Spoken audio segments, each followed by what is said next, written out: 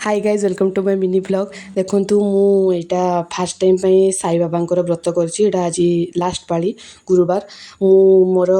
केमती विधि विधान रे फास्ट स्टार्टिंग करी मु एंड जाए आपन को वीडियो रे सबू माने देखी जदि किसी मो द्वारा किसी माने भूल हो जाइए तो आपण मैंने जदि किसी जानी थे तो कमेंट रे सियोर निश्चिंत जणाइबे सेमती किसी खराब भावार ना ठाकुर कम जदि किसी भी भूल बसत हो जाए मो द्वारा तो आपण मैंने कहे मुझा कलसी पूजा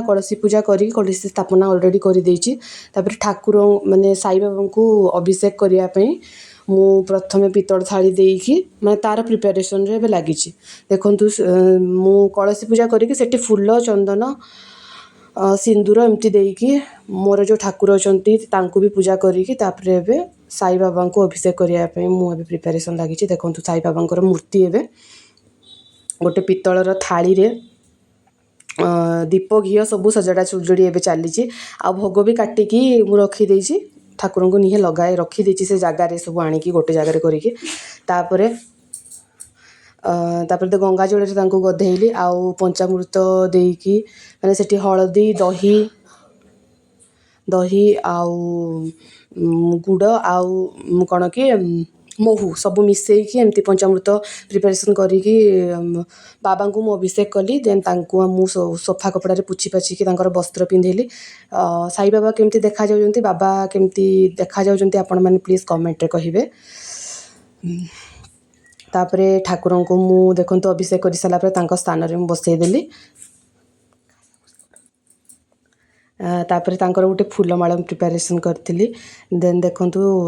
आउ साई भगवान प्रिय फूल होची गोलाप फूल यदि आपण माने जदि किसी माने संभव होची तो गोलाप फूल ही लगांतु अलगा फूल भी देले चलिबो बाकी गोलाप फूलटा तांकर अति प्रिय तापर सबू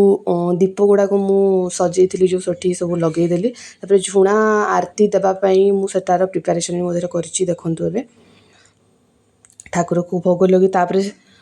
साई बाबा पाखरे शिव ठाकुर भी अच्छा आउ गणेश ठाकुर भी अच्छा 5टा आंब पत्र रे मु सिंदूर चंदन एमती लगे ठाकुर को सिंदूर लगे पूजा स्टार्ट ए आरंभ होला तापर देखु आरती भी से जो माने जगार जो प्रिपेयर करी से जगार देखु स्टार्ट है पूजा भी धूप काठी सब फूल चंदन सब लगे पूजा मुझे स्टार्ट कली तापरे बही बोली बही बोलला देखु आपण ठाकुर को आपण विश्वास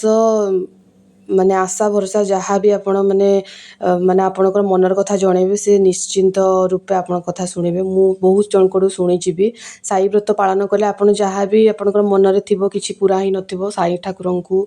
जणेबे आपणकर मनस्कामना निश्चय से पूर्ण करिवे आ किछि यदि भूल त्रुटि हो जाय थाए तो ठाकुर को जणेबे से निश्चय क्षमा करिवे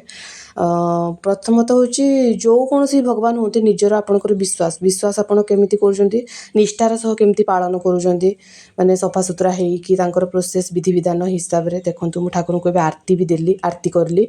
तापरे बे बही पढ़ा स्टार्ट हबो साई वंदना फास्ट को गायकी